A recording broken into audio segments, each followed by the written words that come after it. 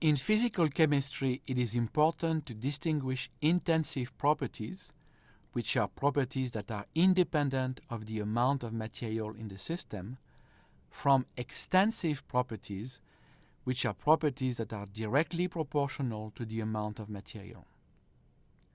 Understanding the distinction between intensive and extensive properties will be very handy when you attempt to solve PChem problems or recall thermodynamic equations.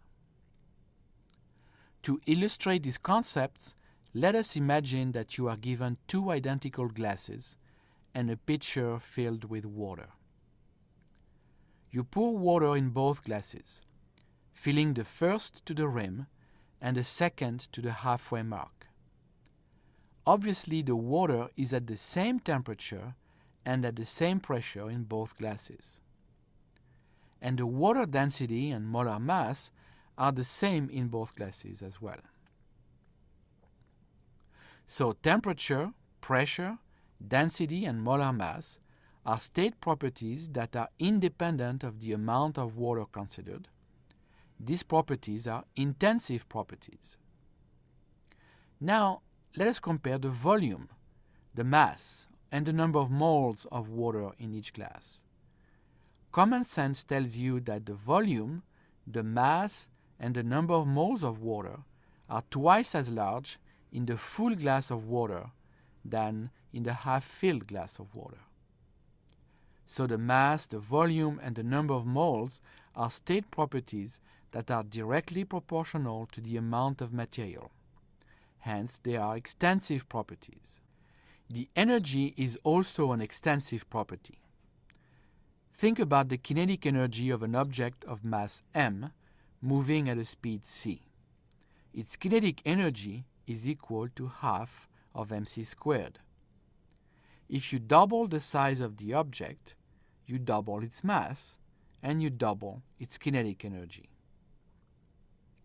If you have difficulties deciding whether any physical property is intensive or extensive, you may want to consider the following line of thought. Imagine your system, here a gas, with its molecules homogeneously distributed within the system's boundary. The system has a mass m, a volume v, and a number of moles n, as well as an energy u, and so on. Now imagine dividing that system in 4 identical subsystems.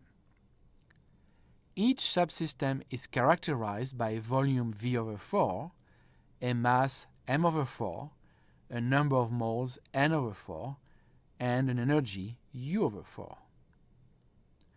On the other hand, the temperature of the subsystem is the same as that of the system, since temperature is a measure of the rate of molecular motion.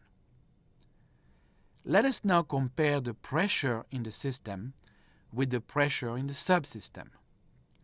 Pressure is a measure of the net force of collisions of molecules on the container walls per unit area. The subsystem has 4 times fewer moles of gas, so the net force of collisions is 4 times smaller in the subsystem than in the system. However, the container wall area is also 4 times smaller in the subsystem than in the system.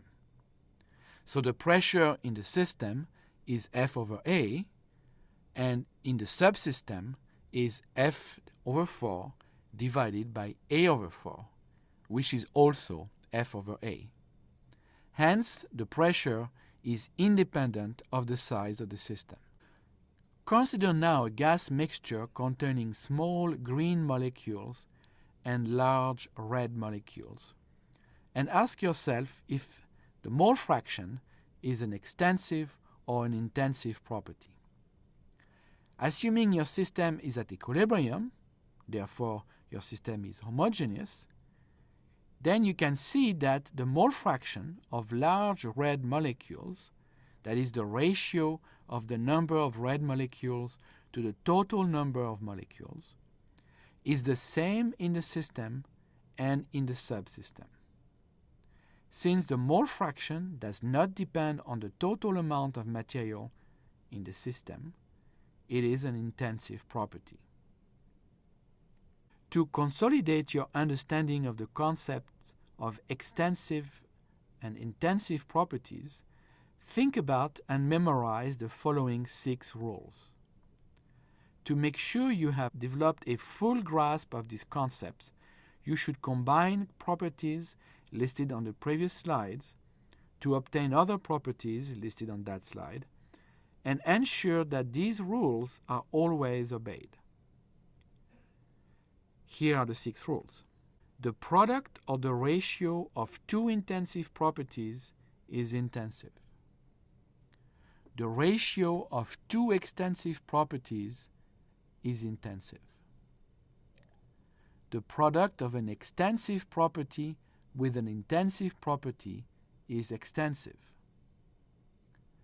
Dividing an extensive property by an intensive property yields an extensive property. You can only add, subtract, or equate quantities that are of the same nature, that is, intensive with intensive and extensive with extensive. Finally, for every extensive property, let's call this property X, we can define an associated molar quantity, which we will write as X sub m.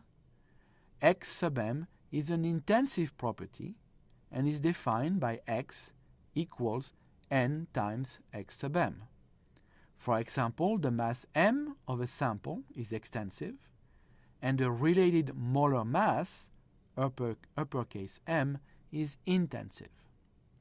The volume of a sample is extensive, and the related molar volume, V sub m, is intensive. Similarly, we can define the molar energy, U sub m, the molar enthalpy, H sub m, the molar heat capacity, Cpm, the molar entropy, S sub m, and the molar free energy, G sub m.